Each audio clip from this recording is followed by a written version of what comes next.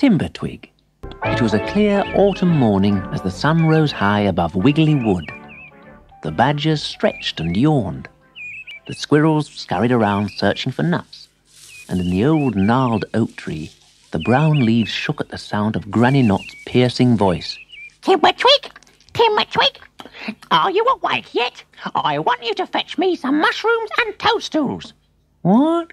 Right now? Said Timbertwig sleepily. Granny Knot burst into his bedroom. Yes, this very minute, or there'll be nothing to eat for dinner. Oh, all right then. Timbertwig kicked off his blanket of dry leaves. Come on, Abigail, let's go. Timbertwig dressed and picked up his hat, where Abigail, the magic spider, lived. As he put it on his head, he jolted Abigail out of bed, and she woke up with a start. What's going on? She cried. Good morning, Abigail.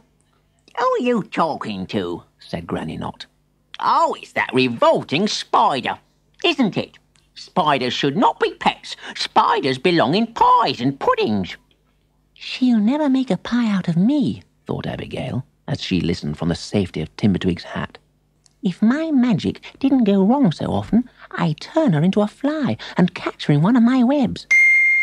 Be quick now, said Granny Knot, and be sure to bring back some tasty toadstools and some mouldy mushrooms.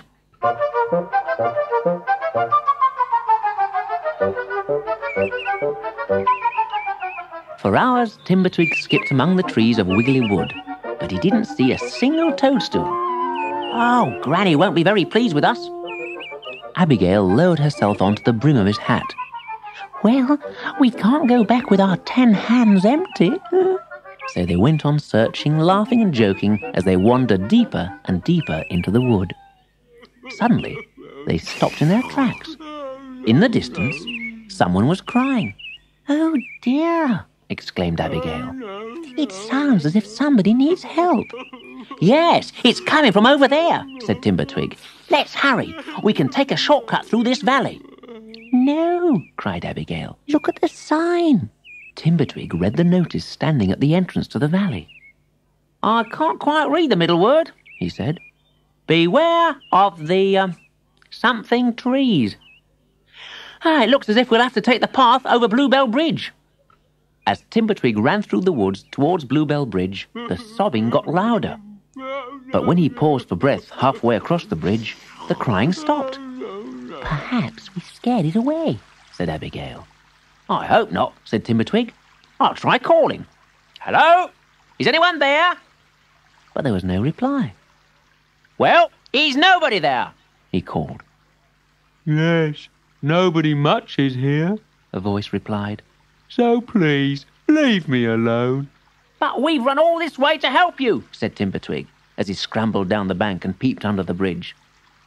A miserable-looking creature was sulking by the edge of the river. Hello, my name's Timbertwig. That's a nice name, the stranger sniffed. I'm Dennis. Well, that's a nice name too, replied Timbertwig. Dull, dreary, down in the dumps, Dennis. That's what they call me. Oh, sorry, said Timbertwig. But why?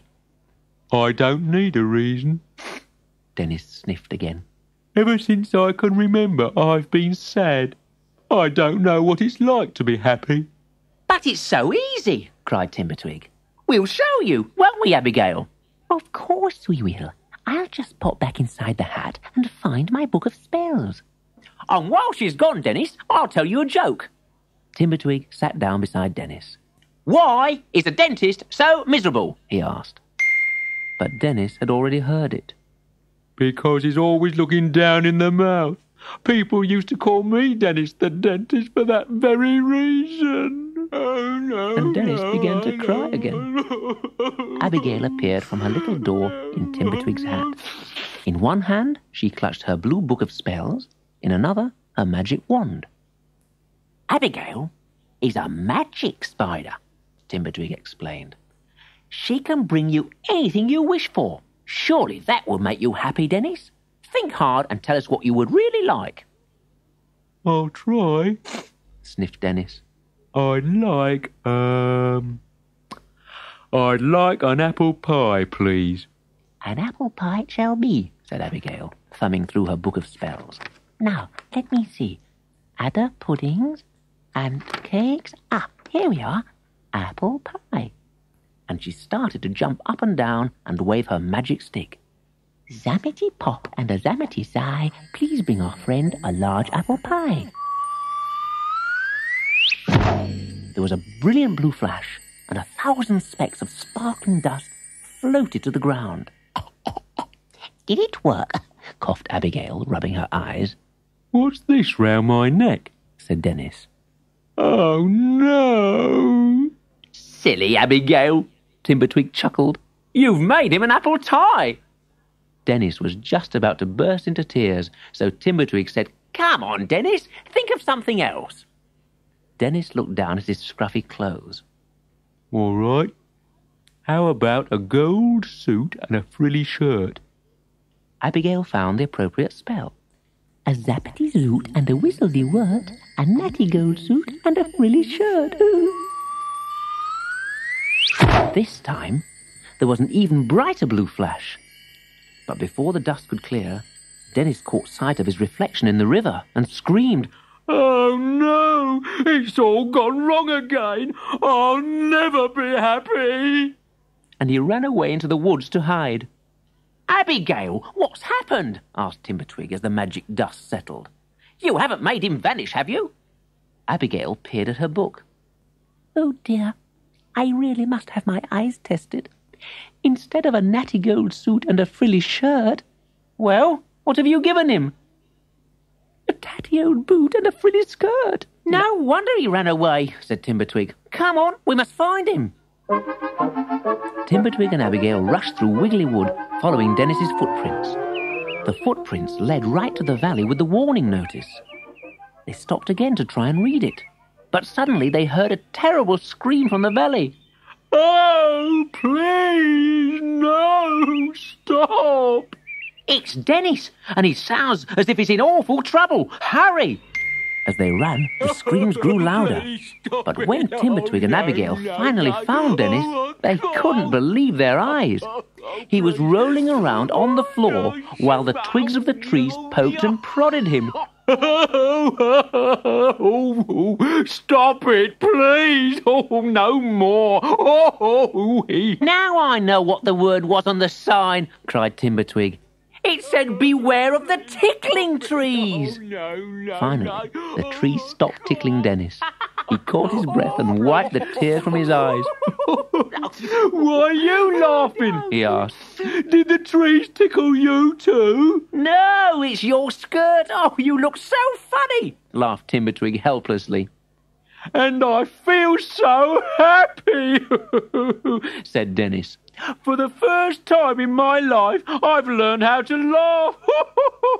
And it's all thanks to you. But please, Miss Abigail, do get me out of these ridiculous clothes.